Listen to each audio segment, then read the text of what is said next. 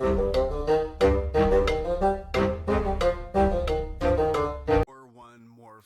and welcome to the Critically Clueless. I'm a Monk, and today we're doing a review for Strategic Mind, Spectre of Communism. Now, this game is available on the Xbox, the PlayStation, and the PC, and will set you back around £25, depending on which platform you're buying it on. I believe Steam also have a sale on at the time of release. Now, this game is a history-driven turn-based strategy set in World War II. And within the game, you take on the role of the USSR Armed Forces, having to, wage war and taking your forces across the map. Now, this is a hexagon grid style turn-based strategy game. And for anyone familiar with my channel, you know that I like me a bit of turn-based combat. So I figured I'd jump in and have a look at this game and see exactly what it has to offer.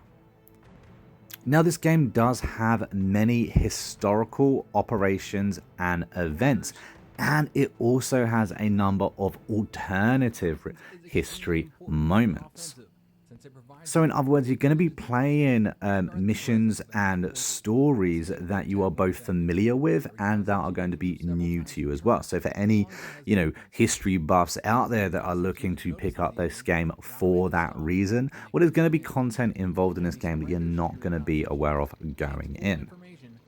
Now, when it comes to strategy games, I really feel that it's the story that really holds down any good game. And this game does have a decent story. Obviously, it's set in World War II. You've got the unique option of taking on the role of the USSR, and you're fighting, a number of different factions, primarily the Japanese. It's quite interesting the way this game goes about certain things, and I really like the amount of different troops that you have available to you, even at the beginning of the game. The game kind of, tries to allow you to have a number of different troops very, very early, so you're very familiar with the different actions that each different troop set has. This game is also voice acted, so there isn't going to be pages and pages of text for you to read through.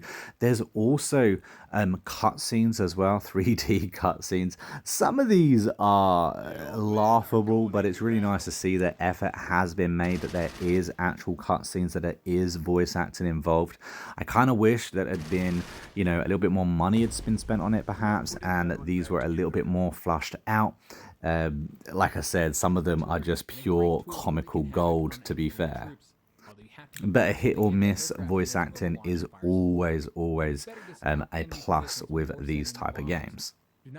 Now, this is one of the more slower turn-based combat games I have played. Any single mission can take a long time, especially when you consider you have got a main quest and multiple optional quests and missions that can pop up throughout your game. I also quite like how the map seem to go through different stages. So, from day to night, it can start raining and sunshine, that kind of thing. I like the dynamic weather. I like the day and night pattern, depending on how long it takes you to complete your mission. It's just these few added details that kind of help this game stand out and give it a little bit of personality. A few other little features that I like about this game is the fact that when, for instance, you have your planes, your fighter jets, your bombers, these things run out of ammunition. They also run out of fuel as well. You have to go back, refuel them, rearm them. I like that. I also like how you can go around the map, conquering and collecting new supply points, so that way, your troops are going to be better supplied throughout the map. If you don't have the supplies, your troops just basically aren't going to be able to do very much.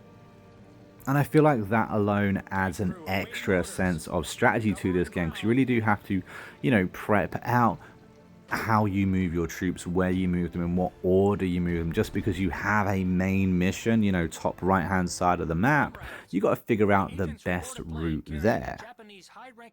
This game also has multiple different story difficulties. So, you know, for anyone new to the game, there is an easier option and a story mode.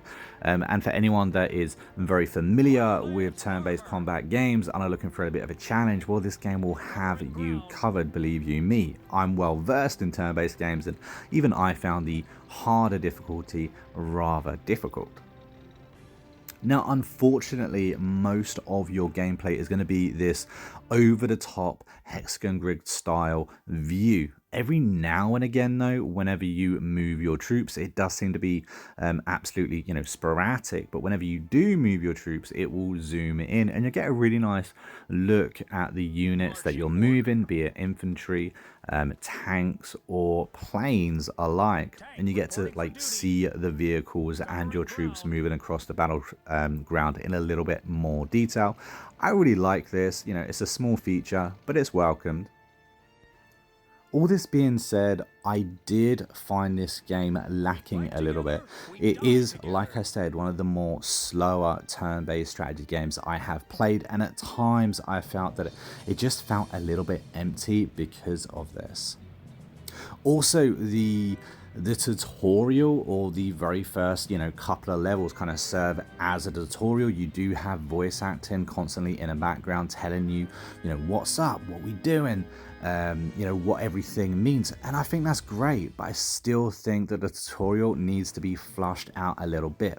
I am no noob when it comes to these type of games, and I struggled to kind of figure out the buttons because the game just didn't tell me the absolute basics. It may tell me what a tank is both good at and bad at, but when it comes to actually ordering an attack, I had to work that out for myself. After pressing every single button on the controller, well, I got there. All in all, I've got to say this game gives value for money. I think there's a ton of content here. It's definitely not a short game, and I think for £25, if you enjoy these, you know, more realistic turn-paced combat games, then this could well be the game for you. It is quite nice moving tanks across the map, moving troops across the map, and I really did enjoy, you know, winning the battle and doing this type of thing. However, like I said, at the beginning of the game, really struggled to actually know what to do, how to do things. And I think that really does need to be addressed, especially for new players. I also think this game is extremely slow. And I know some people do say that is linked with turn-based games, but in my experience, this is on the slower end, like I said. I think that maybe it needs just a little bit of TLC, especially as I encounter some bugs where changing difficulty or just moving around on the map. I'm going to give this game a 5 out of 10. Maybe a little bit lackluster, but I really do think that any fan of this type of turn-based combat strategy game is going to like it, is going to be able to sink their teeth into it, and there's enough content here to see you happy for a good amount of time. But if you stuck around to the very end of this review, a big thank you to you for doing so. Don't forget to comment red banana down below, just confuse all those people new to the channel or that didn't watch to the very end. And don't forget, yes, that's right, I have actually released my own novel. It is a cyberpunk dystopian called Seven Broken and Bound, and you can find it on Amazon and Kindle Unlimited for completely free. It's available both as paperback and ebook, and a link for that is down in the description. But until next time, I've been a monk, we've been Critically Clueless, and I will see you in the next video real soon. Until then, take it easy and happy gaming.